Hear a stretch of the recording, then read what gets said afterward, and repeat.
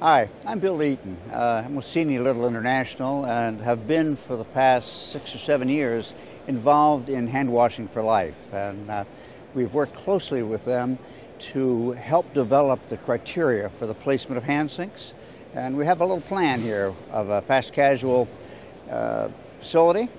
And of course, in the olden days, all we had to do was use a ruler and measure 25 feet. And that was, if we had a hand sink within 25 feet, we had it covered.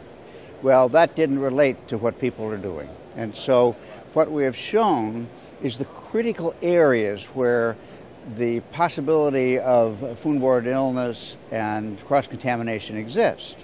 And so obviously, we're in the preparation area in the kitchen, where we have a hand sink immediately available.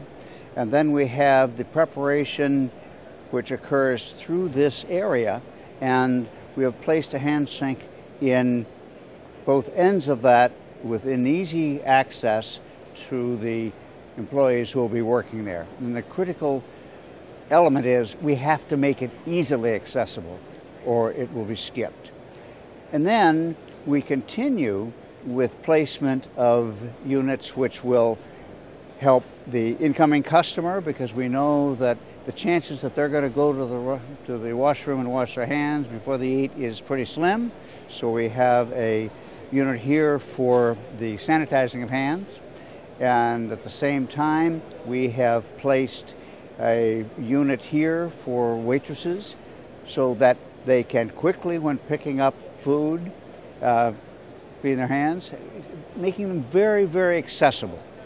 Of course, we then have the same kind of stations in the dining areas where there's both the fixed units for cleaning their hands and the units that they carry around to sanitize the tables. So the whole idea is, let's stop the problem before it starts. And obviously we have our washrooms, the hot zone where the most contamination occurs, and so we have, of course, the full washroom. And then we have the units, the hand units that the people sanitize their hands with in locations around. And so we've got another hand sink in the back in the receiving area, because fresh food is handled at that point.